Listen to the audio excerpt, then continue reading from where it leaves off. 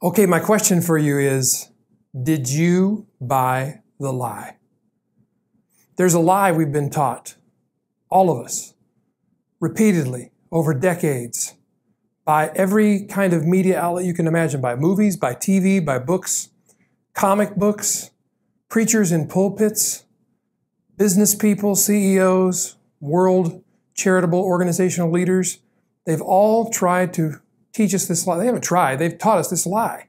It's so deeply embedded in our subconscious, we can't escape it. So what is the lie? Before I answer that question, let me ask you a few more. Have you ever heard a company or a business person use the phrase giving back? Maybe you've said it yourself. We're just giving back to the community. We're giving back because of our success. How about this one? Have you ever thought to yourself or even said to someone else, you know, someday I'd like to start a charity and be able to contribute to the world in that way. And I'd like to make enough money that I can go and do missionary work in Africa, or so that I can build clean water wells, or I want to do that now. Maybe I don't want to wait, but I want to have a charity of my own. And I want to talk about my charity and let people know the good works that we're doing. Or maybe you don't even want to let people know, but you do want to build a charity to help fight poverty or disease or something of that nature. And you feel guilty for not having done it yet. Ever had those feelings? This may or may not apply to you, but if you're the kind of person who has a lot of plaques and awards and recognitions on your walls of your office, just look around your office right now if that's where you happen to be. And if not, then mentally picture your office and think about what's on your walls. Are there awards or recognition or certificates for charitable acts or donations or giving or things that you've done in your community that show you're a good citizen, that are in fact you giving an example of giving back? Well, how about this? Do you have your profit and loss statement on your wall? Do you have your net profit track record over the last 10 years?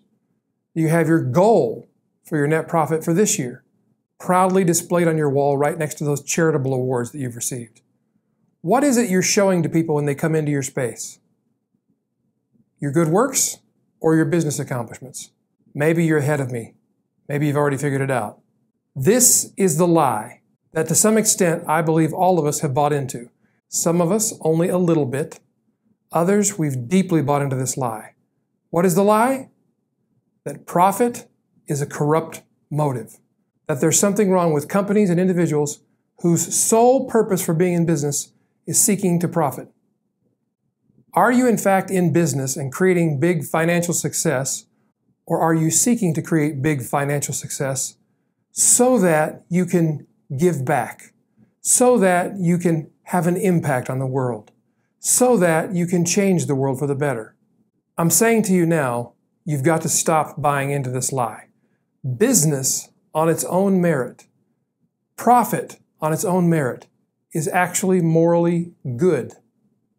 Now, how can I say that? Doesn't that lead to greed? No. People can be greedy and have no money. You may know some people like that. Here's the first thing to realize. You are in business. Even if you're an employee and you've never owned your own business at all, even if you've accepted a paycheck from somebody else, even if you work for the government or a nonprofit, you are in business even if you've never owned your own business. Even if you're a civil servant, even if you're an employee and plan to be one for the rest of your life, you're in business. Because you are in the business of selling your work product, which is the tasks that you perform, the services you render, or the things you do that are valuable to the company or the person you work for. You're trading goods and services for dollars. That's called business. And by the way, you're in it to make a profit. That's the only way you're able to pay your bills. You're not in it to just break even, you're in it to profit. So if you are in business, and if you in fact are the business, and your motive is profit, and you believe that profit is corrupt, can you see an internal struggle taking place? Because you're daily engaged in something that you feel at a deep-seated level is wrong. What does that do to a person? What kind of stress does that create? What kind of internal strife and conflict does it cause? What kind of inner anguish and turmoil and anxiety and depression does it cause? Lots. And it displays itself in outward behaviors like being short-tempered, being moody, being grumpy, being irresponsible with money, being irresponsible with company resources, being irresponsible with your business, not taking care of the hearts of the people around you, not taking care of your customers, resenting your employees, resenting your customers, or if you're an employee yourself, resenting your boss, the company, and the people that the company serves. Now, which is more corrupt, the profit motive or all that stuff? My premise for you to consider today is that business in and of itself, for its own sake, is good. It's morally good. That the profit motive in and of itself is morally good. And that doing business is actually doing the good work without giving back. In fact, I'm going to propose to you that you make a promise to yourself to stop saying you're giving back. You may give to charity. I think that's great. I give myself to charities. But I don't talk about it as giving back, because if I say I'm giving back, what does that imply? It implies I took something to start with, and I didn't take anything. I rendered value to people in my business, and because of that, they gave value back to me in return. And they felt it was a fair trade, and I felt it was a fair trade, or we never would have engaged in the transaction. So I did a good work, and they paid for it. I took nothing. I received, and so did they. I'm not against you having a charity. I'm not against you giving to charity. I'm not against you doing those kinds of good works. Those things are good when they're done for their own sake. But if you're doing them to make up for some deep-seated, perhaps even buried down deep inside guilt because of some half-shadowed belief that you have that business and profit are evil at their core, you're just trying to redeem yourself for a sin you never committed. If you're in a business that makes a profit, and especially if you make a profit over time, the only way you're able to do that is by rendering value to other people, by doing good work for other people, by doing good works for other people. Profit, hear me on this, profit is the evidence of good works that you have done through the pursuit of profit. Let me say that again. Profit is evidence of good works done through the pursuit of profit for its own sake. Business is good in and of itself. Profit is good in and of itself. You are in business, and fundamentally, when you engage in good, honest business practices, you are doing the good works. You don't have to do something else to give back. Stop saying that.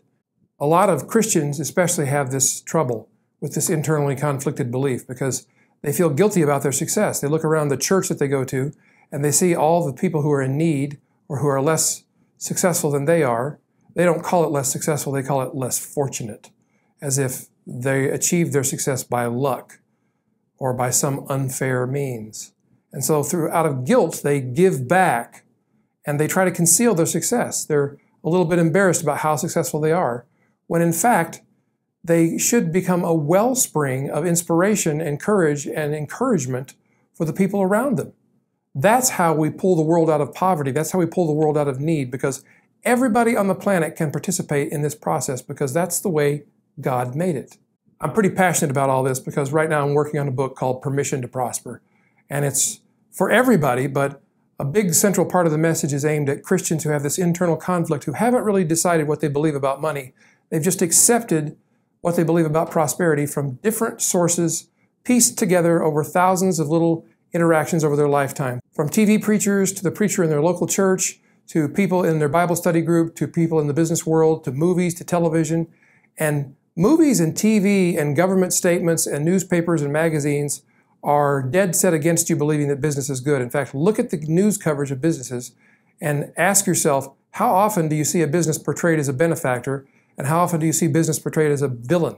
And yet, big companies, as I've talked about here before, like Apple, have employed hundreds of thousands of people, have changed the lives for the better of millions of people. People who make the components that their products are made of, people who assemble those components, people who market them and sell them and work in the retail stores and create the apps and create the accessories and the cases and the chargers and so on and so forth. And it's true of every successful company. They're creating an environment of wealth that did not exist before they came and created that and did the good work of helping supply those people with economic prosperity.